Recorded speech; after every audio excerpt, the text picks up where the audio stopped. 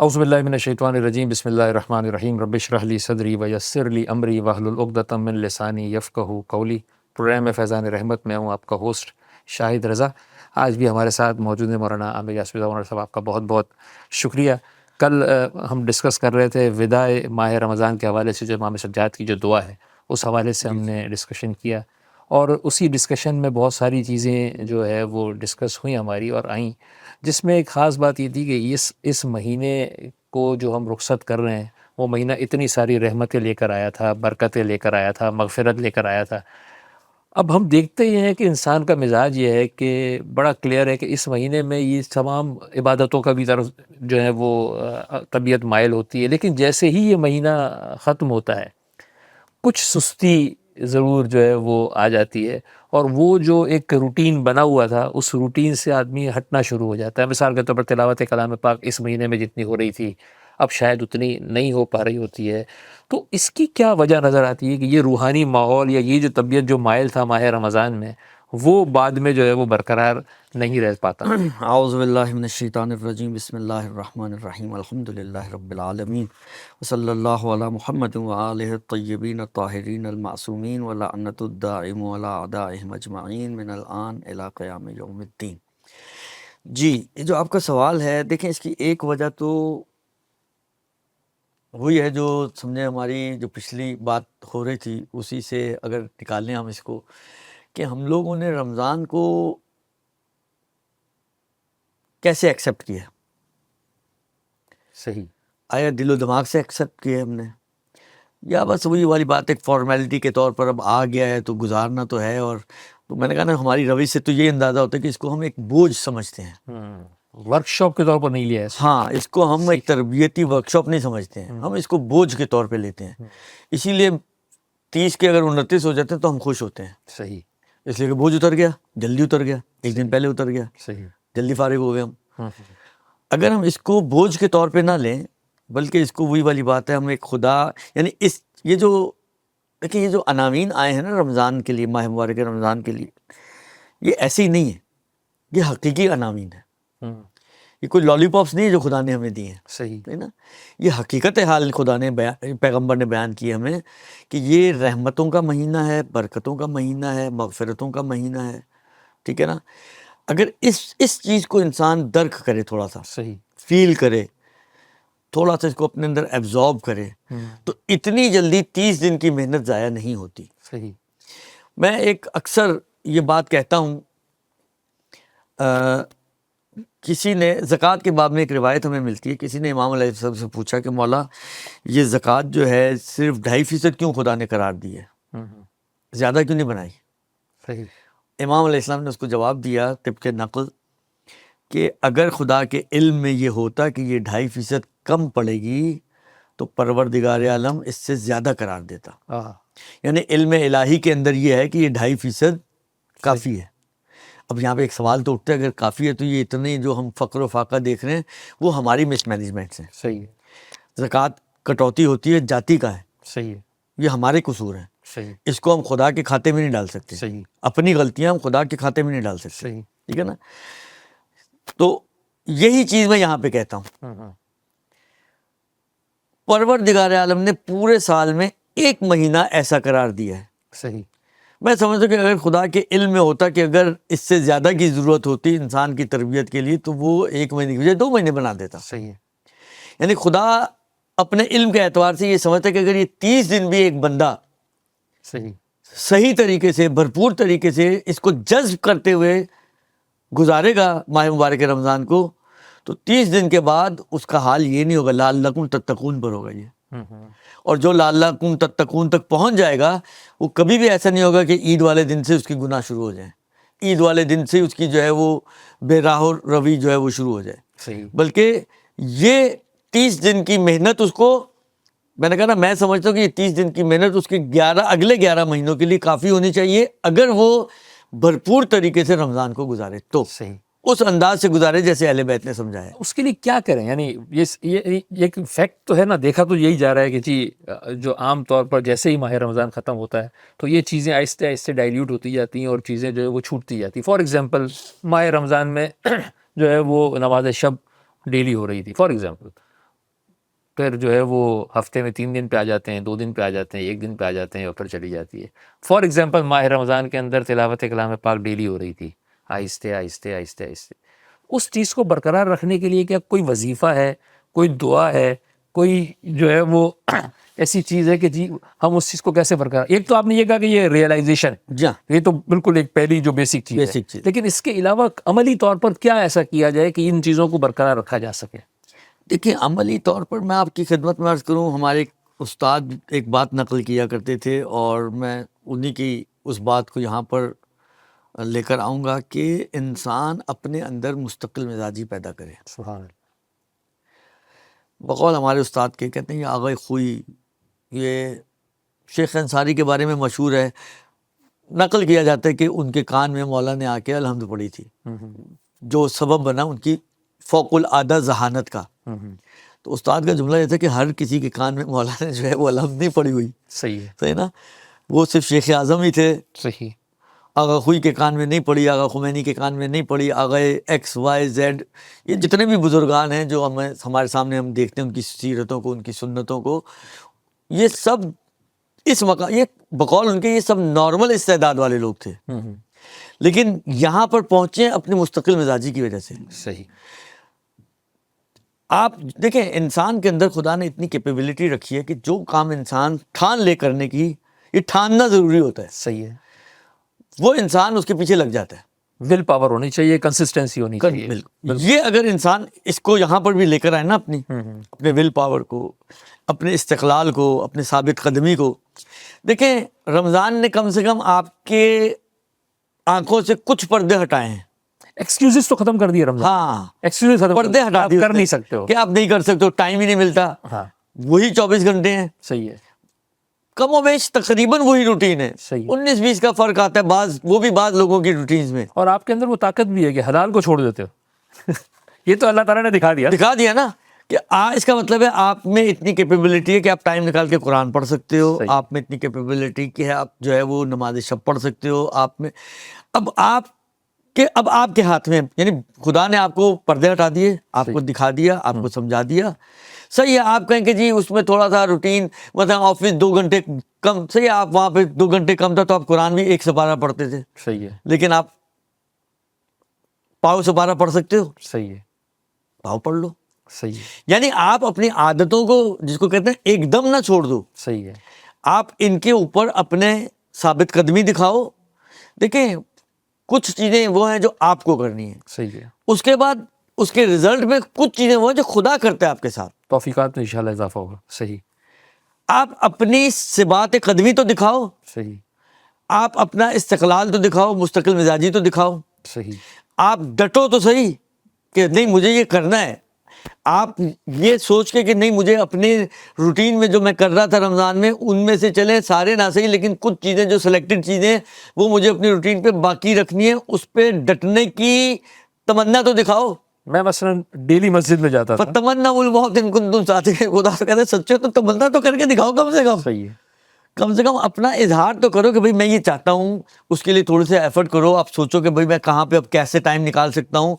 ہم لوگ بیٹھ کے کتنی دیر بیٹھ کے ہم لوگ گپے مار لیتے ہیں. صحیح ہے. کم کر لو تھوڑی سی گپے. صحیح. وہ ٹائم قرآن کو دے دو. آپ گپے مارتے ہو، تھوڑی گپے کم کر کے وہ ٹائم صلہ رحمی کو دے دو. یعنی میں تعجب کرتا ہوں کہ ہمارے کتنے ایسے لوگ ہیں جن کو دیکھیں، جس معاشرے میں میں رہتا ہوں، آپ بھی جس معاشرے میں رہتے ہیں، آپ کو پتہ ہے کہ ایک خاص سوچ ہے کہ جی مثلا کھانے وانے کے بعد ہمیں نکلنے باہر. صحیح. اب دوستوں یاروں میں جائیں، خو آپ نکل ہی رہے ہو، دوستوں یاروں میں جا رہے ہو، رشتہ داروں سے. مجھے نہیں سمجھ میں آتا کہ کیوں ہم لوگ رشتہ داروں سے الرجک ہو چکے ہیں. آپ کو نکلنا ہے، آپ کو کہیں ٹائم سپینڈ کرنا ہے، چلیں آپ ایک دن دوستوں یاروں کے پاس بھی جائیں، آپ 2 دن دوستوں یاروں کے پاس بھی جائیں، لیکن بیچ میں 1-2 دن اپنے رشتہ داروں کو دے دیں. آپ کی ماں انتظار کرتی رہے آپ کا ہفتہ. دوست کے پاس آپ کے پاس روز جانے کا ٹائم ہے، ماں کے پاس جانے کا ٹائم نہیں ہے. آپ کے چچا، پھوپھی، ماموں، خالہ، یہ چیزیں ہیں جو ہماری مشکلات کو جب ہم رشتہ داروں سے کاٹتے ہیں صحیح قطع رحمی کی آفتیں تو آئیں گی نا، صحیح مشکلات تو آئیں گی. تو کہنے کا مقصد میرا صرف یہ ہے کہ آپ کو تھوڑا سا اپنی روٹین کو بہتر بنانا ہے. یہ چیزیں وہ ہیں کہ جو آپ آرام سے اپنے اگر will power who will power رکھیں، اپنے عزم رکھیں. آپ اپنے عزم کے ذریعے، یعنی یہ عزم انسان کو چاند تک پہنچا دیا. ابھی آپ نے کھانے پینے کی بات کی، ماہ رمضان کے اندر جو بتایا گیا یعنی ایک سحری اور ایک افطار، 2 وقت کا کھانا ہے. ہمارے کھانا کھانے کے آداب کے اندر بھی کچھ اسی طریقے کی چیز ہے یا چونکہ ہماری پریکٹس میں تو 3 وقت ہے، 3 وقت پراپر کھانا ہے اور پھر جو ہے وہ جو مجھے یاد آ رہا ہے کھانے پینے کے آداب میں بھی یہ ہے کہ دن میں یا نہ کھائیں یا بہت ہی کم کھائیں، اور ایک رات کا کھانا، دن کے شروع میں اور رات کے شروع میں. رات کا جو ہے بالکل ابتدائی رات میں. ہم لوگ کھاتے ہیں آخر رات میں، صحیح ہے 11 بجے کھانا. یہ 11 بجے کھانا کھانے کا ٹائم نہیں ہے. صحیح ہے مغرب کی نماز وغیرہ پڑھیں، اس کے بعد کھانے کا ٹائم رکھیں اپنا، صحیح. ابتدائی دن اور ابتدائی رات. کوئی آخر بات اسی حوالے سے کہ بس ظاہر ہے کہ یہ ماہ رمضان ختم ہو جائے گا، چیزوں کو برقرار رکھنا ہے، کچھ ٹپس کہ یہ چھوٹی چھوٹی چیزیں کر لو تو شاید جو ہے وہ توفیقات ملتی رہیں گی اور آپ آگے جو ہے وہ چیزیں کرتے رہیں گے، اور اس کے بعد پھر ہم کچھ مسائل پہ ڈسکشن کرتے ہیں. دیکھیں ٹپس تو یہی ہے کہ بعض روایتوں سے ہمیں یہ سمجھ میں آتا ہے کہ وہی والی بات ہے، یہ تو ہوم ورک بڑھانے والی بات ہے. ٹپس ایسی ہیں جو ہوم ورک بڑھے گا لیکن اس کے اگینسٹ آپ کو توفیقات ملیں گی. صحیح ہے. ان میں ایک جو ہے نوافل یومیہ کو کہا گیا ہے کہ یہ صحیح. توفیقات بڑھانے کا ذریعہ ہے. اول وقت نماز پڑھنا توفیقات انسان کی بڑھاتا ہے. صحیح. دوسرا یہ کہ یہ جو روٹین آپ کی چل رہی تھی، اسی روٹین میں جس چیز کو بھی آپ سمجھتے ہیں، مثلا قرآن کی میں نے پہلے بھی شاید بات آئی تھی ہماری کہ قرآن کے اوپر بڑی تاکید کی گئی ہے، اور خاص طور پہ آخری زمانے میں تو یہ کہا گیا کہ قرآن کو اپنا قرین بنا لو، اپنا یعنی گھر میں قید مقید ہو جاؤ اور قرآن کو اپنا ساتھی بنا لو. سبحان اللہ. تو قرآن کے اوپر بہت زیادہ تاکید کی گئی ہے. زیادہ کوشش کریں.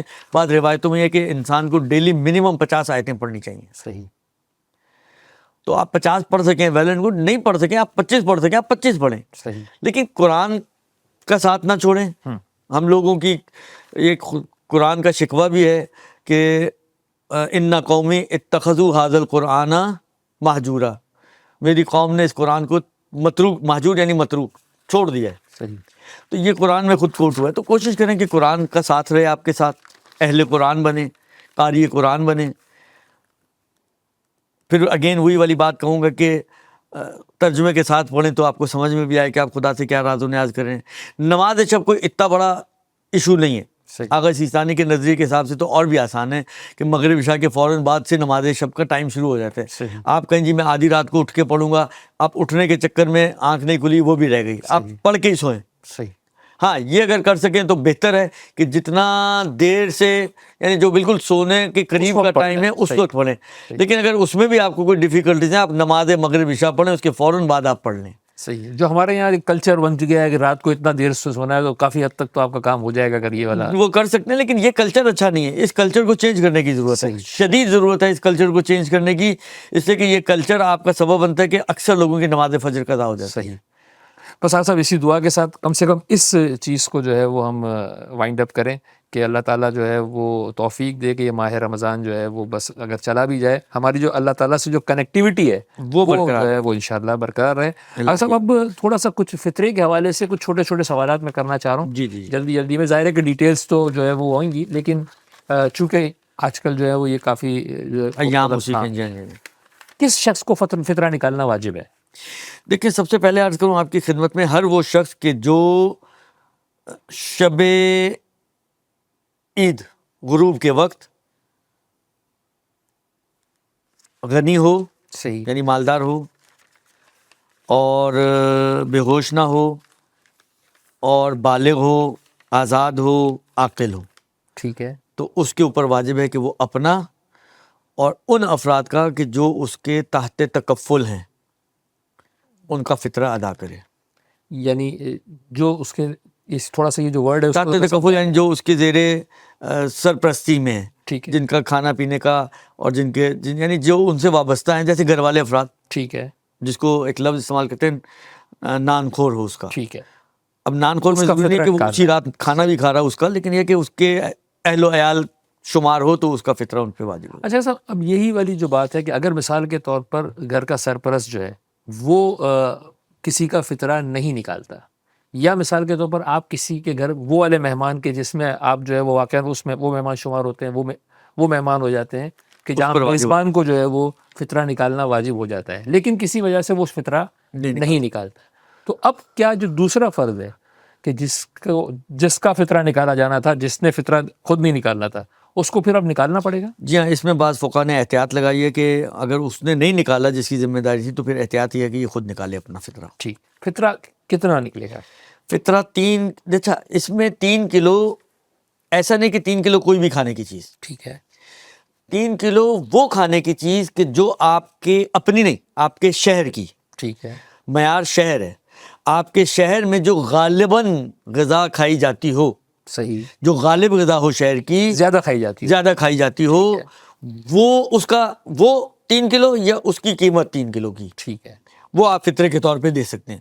جس طرح اگر ہم اپنے کراچی شہر کی بات کریں تو ممکن آپ کہیں کہ یہاں پر چاول اور آٹا دونوں ایسی چیزیں ہیں جو غالباً کھائی جاتی ہیں، صحیح ہے، ٹھیک ہے نا، مطلب کھجور ہمارے شہر کی غالب غذا نہیں ہے، ٹھیک ہے، تو کوئی کھجور کا فطرہ نکالنا چاہے کھجور کی قیمت سے یا کھجور کے ذریعے، تو آغا سیستانی کہتے ہیں کہ یہ کافی نہیں ہوگا، ٹھیک ہے، حالانکہ وہ زیادہ ہو جائے گا، حالانکہ رقم کے حساب سے زیادہ ہو جائے گا، صحیح ہے، لیکن اس کو نکالنا ہوگا اس چیز کا جو کہ جو غالب غالباً ہمارے معاشرے میں رائج غذا ہے، غالب غذا ہے، اس کے حساب سے ہمیں فطرہ دینا پڑے گا۔ صحیح، اور یہ فطرہ جو ہے وہ 3 کلو، اچھا اس میں مثلا فرض کریں ہم، جیسے میں نے عرض کیا کہ چاول بھی ہے غالب غذا اور آٹا بھی غالب غذا ہے، دونوں غالب غذا ہیں، تو اب آپ کے پاس چوائس ہے، آپ چاہیں تو آٹے کی قیمت دے دیں اگر آپ کم دینا چاہتے ہیں، کیونکہ آٹا اس وقت 120 روپے کلو ہے مثلا، صحیح ہے، تو 3 کلو کی قیمت بن جائے گی 360 روپے، یعنی وہ آپ مارکیٹ سے چیک کر لیں، وہ آپ مارکیٹ سے چیک کر لیں، لیکن یہ جو چیک شدہ ہے اس کے حساب سے ہی بتا رہا ہوں ٹھیک میں ہے، کہ 360 روپے مثلا بن جائے گا، صحیح ہے، ٹھیک ہے۔ آپ چاول کا نکالنا چاہتے ہیں، آپ چاہتے ہیں کسی کی زیادہ ہیلپ ہو جائے، تو چاول مطلب 500 روپے کلو بھی ہے، صحیح ہے، تو 500 روپے کے حساب سے 3 کلو چاول کے 1500 روپے کے حساب سے ایک آدمی کے نکالیں گے، ٹھیک ہے، وہاں پر ایک آدمی کا 360 روپے نکلے گا، چاول میں ایک آدمی کا مثلا 1500 روپے نکلے گا، صحیح ہے، تو اس طرح سے بھی آپ کر سکتے ہیں۔ فطرہ نکال دیا، فطرہ دینا کس کو ہے؟ فطرہ کسی بھی دیندار شریف فقیر کو کہ جو کھلم کھلا گناہ نہ کرتا ہو، بے نمازی نہ ہو، شراب نہ پیتا ہو، فطرہ دینے سے اس کی گناہ میں مدد نہ ہوتی ہو، فقیر ہو، اگر فطرہ دینے والا غیر سید ہے تو سامنے غیر سید ہو، سید کو نہیں دے سکتا، لیکن اگر فطرہ دینے والا سید ہے تو وہ سید اور غیر سید دونوں کو دے سکتا ہے۔ شرعی فقیر کی کیا ڈیفینیشن ہے، کون سے سگنل پہ ملتا ہے؟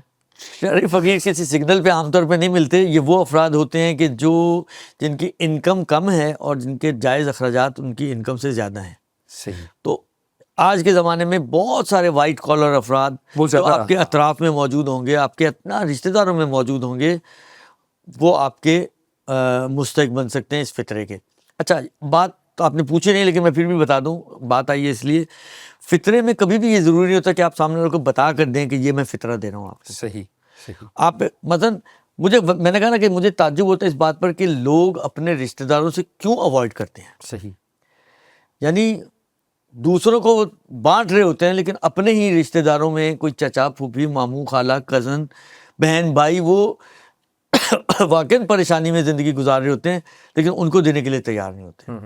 یہ ایک بہت ہی غلط ٹرینڈ ہمارے، کیونکہ آپ فطرہ دیکھیں، زکوٰۃ دیکھیں، جتنے بھی وجوہات شرعیہ دیکھیں، قرآن کی آیات کو اٹھا کے دیکھیں، وہ شروع ہی کرتے ہیں اقربین سے، صحیح،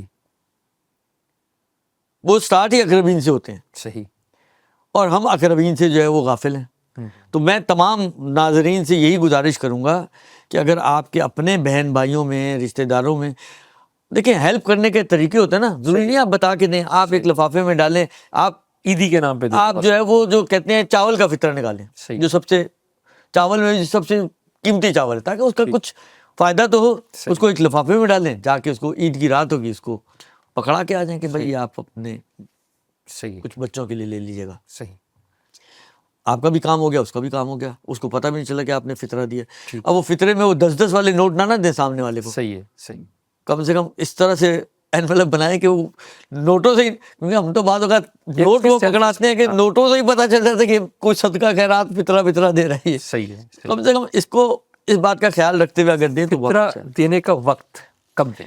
فطرہ ویسے تو پورے رمضان میں کبھی بھی دے سکتے ہیں۔ اچھا، یعنی عید کی رات دینا ضروری نہیں ہے؟ عید کی رات زیادہ، یعنی جو اس کا ٹائم بتایا گیا کہ عید کی رات غروب آفتاب سے لے کر اگر نماز پڑھنی ہے تو نماز سے پہلے تک، نماز نہیں پڑھنی ہے تو ظہر تک، نماز عید، نماز عید تو یہ آپ کو اس ٹائم پہ فطرہ ادا کرنا ہے. لیکن اگر کوئی رمضان میں پہلے بھی دے دیتا ہے تو وہ بھی کافی ہو جاتا ہے. اچھا، فطرے کی نیت سے بھی جی ہاں, فطرے کی نیت سے بھی دے دے تو کافی ہو جاتا ہے. اچھا صاحب، اب تھوڑا سا یہ جو آج کل جدید زمانہ آ گیا ہے اس حوالے سے کچھ چیزیں جو ہیں وہ ہوتی ہیں کہ بھئی مثال کے طور پر جیسے آپ نے کہا کہ جی کسی رشتہ دار کو، جتنا قریبی رشتہ دار ہے تو اس کو، اب مجھے اپنے کسی رشتہ دار کو فطرہ دینا ہے.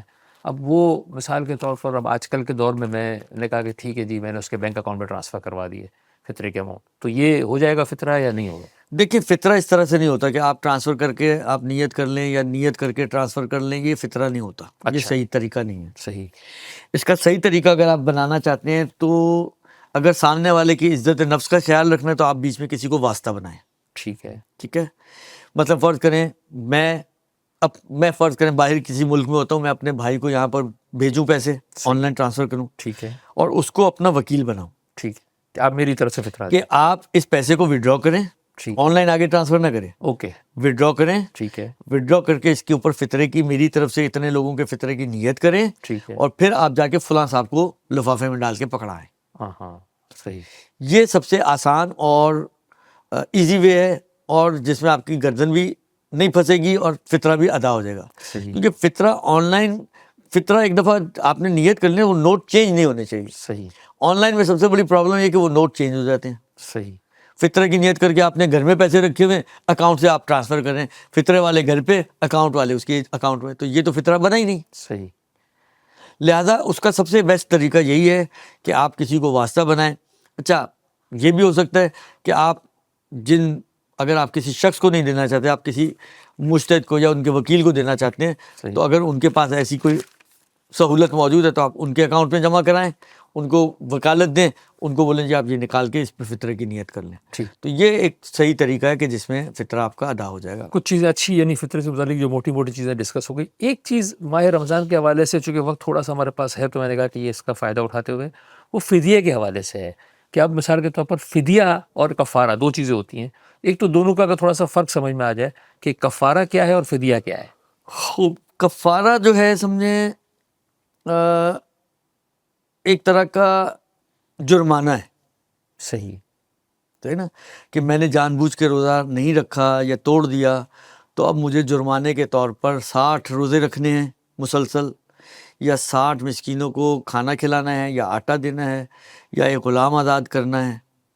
ٹھیک ہے. یہ ایک جرمانے کے طور پر صحیح. میرے لیے یہ کب ہوگا اور فدیہ کب ہوگا؟ یعنی اصل میں یہ جو ہوگا اس وقت ہوگا کہ جب میں روزے کو جان بوجھ کر توڑوں گا یا نہیں رکھوں گا. ٹھیک ہے. یعنی میری ذمہ داری شرعی عذر نہیں تھا, بغیر شرعی عذر کے ٹھیک ہے, میں روزہ یا چھوڑ رہا ہوں یا توڑ رہا ہوں, تو مجھے یہ جرمانہ دینا ہے. ماہ رمضان کے روزے اگر آپ نے توڑ دیے تو پھر ایک ہی ہو جائے گا. اور فدیہ؟ فدیہ یہ ہے کہ وہ اصل میں سمجھے ایک طرح کی کمپنسیشن اس کو آپ کہہ سکتے ہیں, کہ مطلب میں روزہ نہیں رکھ پایا ہوں, تو شریعت کہتی ہے کہ اگر نہیں رکھ پایا تو اس کے بدلے مثلاً جس طرح فرض کریں, اور شرعی عذر کے ساتھ نہیں رکھ, شرعی عذر کی وجہ, مطلب ایک حاملہ خاتون ہے, صحیح ہے نا, وہ روزے نہیں رکھ پا رہی, اس لیے کہ روزہ رکھنا اس کے اور اس کے یا اس کے لیے یا اس کے بچے کے لیے یا دونوں کے لیے نقصان دہ ہے. ٹھیک ہے. اور بالکل آخر کے مہینے, صحیح ہے, 8واں 9واں مہینہ ہے, صحیح ہے. تو یہ خاتون اب اس کی کمپنسیشن میں فدیہ دے گی.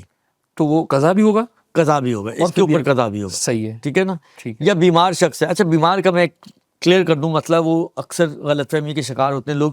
جو بھی بیمار آدمی ہے, بیمار آدمی پہ روزہ اگر یعنی بیماری اس کی ایسی ہے جو اس کے لیے نقصان دے, تو روزہ تو ہو گیا معاف. ٹھیک ہے. اچھا روزہ معاف ہونے کا مطلب یہ نہیں ہے کہ اس کو فدیہ فوراً دینا ہے. صحیح ہے. اس شخص کی گردن پہ ابتدائی طور پر اس روزے کا قضا ہے, قضا آئے گی. ٹھیک ہے. اگر اس کی بیماری چلتے چلتے اگلے سال رمضان کو ٹچ کر جائے اور یہ روزہ نہیں رکھ پایا, اور یہ چونکہ مسلسل بیماری چل رہی ہے تو روزہ نہیں رکھ پایا, قضا نہیں کر پایا, تو اب اس کی جو قضا تھی وہ چینج ہو کر فدیے میں تبدیل ہو جائے گی. ٹھیک ہے. اب قضا اس پر نہیں ہے, صحیح ہے. اب اس کو فدیہ دینا ہے. لہٰذا جتنے بھی بیمار ہیں, چاہے وہ دائمی بیمار ہو, پتہ بھی ہو پہلے سے ہی سب کی, کیونکہ صحت تو خدا کبھی بھی دے تو سکتا ہی ہے نا, انہوں نے ویٹ کرنا ہے, ان کو اگلے سال یعنی اس سال کے روزے اگر میرے چھوٹے ہیں بیماری کی وجہ سے, اور بیماری میری دائمی بھی ہے, تب بھی میں ان کا فدیہ اس سال نہیں دوں گا, اگلے سال رمضان شروع ہونے پر دوں گا. ٹھیک ہے.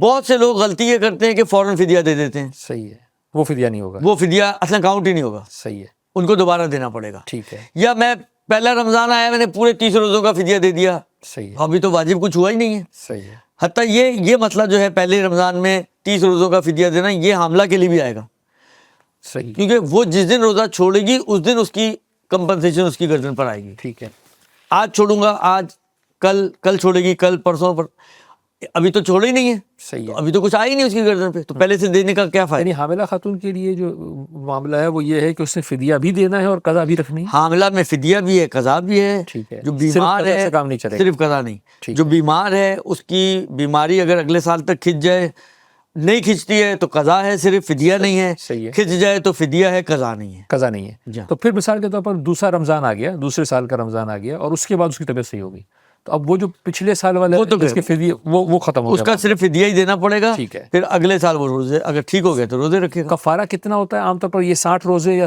غلام کو آزاد کرنا اور یہ 60 فقیروں کو کھانا کھلانا، یہی کفارہ ہے؟ جی جی جی. کفارے میں یا غلام آزاد کریں، ٹھیک ہے، یا 60 روزے مسلسل رکھیں، یا 60 مسکینوں کو کھانا کھلائیں، یا آٹا دیں کوئی بھی ایک پونا چیز، پونا کلو، یا کے ساتھ ان 4 میں سے کوئی بھی ایک چیز. اور فدیہ کتنا ہوتا ہے؟ فدیہ ہر روزے کے بدلے 1 پونا کلو آٹا ہے. پونا کلو آٹا. پونا کلو آٹا ایک روزے کا 1 پونا کلو آٹا آتا ہے، یعنی پورے مہینے کے 22.5 کلو آٹا بن جائے گا. صحیح صحیح. لیکن یہ آپ کر سکتے ہیں کہ مہینہ ختم ہونے کے بعد 22.5 کلو ایک ساتھ دے دیں. اچھا. لیکن یہ نہیں کر سکتے کہ 22.5 کلو مہینہ شروع ہوتے ہی دے دیں آپ سب.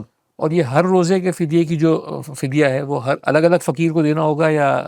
اچھا، فدیہ جو ہے کیونکہ وہ ایک ہی پونا کلو آٹا آتا ہے گردن پہ، تو وہ ایک فقیر کو دینا ہوتا ہے، ٹھیک تو ہے، وہ آپ ایک سے زیادہ بھی دے سکتے ہیں ایک فقیر کو. صحیح. یعنی پورے 22.5 کلو آپ ایک فقیر کو دے ایک سکتے فقیر ہیں. کو بھی دے سکتے ہیں. لیکن کفارے میں کیونکہ ہمیں 60 ہیڈز چاہیے، ہاں، 60 لوگوں کو کھانا کھلانا. 60 الگ الگ بندے کھڑے کریں آپ، صحیح ہے، ٹھیک ہے نا. آپ ان کو یا کھانا کھلائیں یا ان کو پونا کلو آٹا دیں. صحیح. اگلا کفارہ بھی آپ انہی 60 کو دے سکتے ہیں. ٹھیک. اس کے بعد تیسرا کفارہ بھی انہی 60 کو آپ دیں. یعنی ایک ایک کفارے کو آپ ریپیٹ کر سکتے ہیں، ٹھیک. ایک کفارے میں ریپیٹ نہیں کر سکتے. صحیح. یعنی ایک ہی کفارے کا جو ہے وہ 60 دن کا کھانا اس کو نہیں دے سکتے. نہیں دے سکتے. صحیح. ایک ہی کفارے میں ریپیٹ نہیں کریں گے، لیکن الگ الگ کفاروں میں انہی آدمیوں کو ریپیٹ کیا جا سکتا ہے.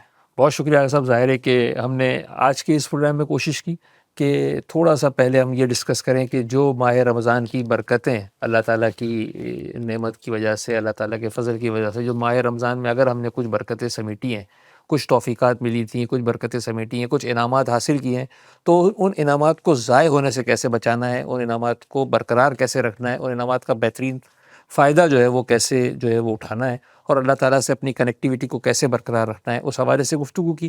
اور پھر پروگرام کے آخری حصے میں آج ہم نے کوشش کی کہ جو ظاہر ہے کہ آج کل یہ مسائل کافی جو ہے پیش آنے والے ہیں فطرے کے حوالے سے. اب ظاہر ہے کہ فطرے کے حوالے سے بھی اور جو کسی بھی وجہ سے روزہ نہیں رکھ پائے تو کفارہ اور فدیے کے مسائل کو تھوڑا سا ہم نے ڈسکس کیا. آج کی حد تک ہمیں اس پروگرام سے اجازت دیجیے. انشاءاللہ کل دوبارہ جو ہے وہ ایک نئے ٹاپک کے ساتھ، ظاہر ہے کہ شب عید یا جو ہے وہ شب 30 ماہ رمضان مبارک ہوگی، تو اس میں ہم جو ہے وہ پھر عید کے حوالے سے کچھ ڈسکشن کریں گے انشاءاللہ. آج کی حد تک اجازت دیجیے. اللہ حافظ.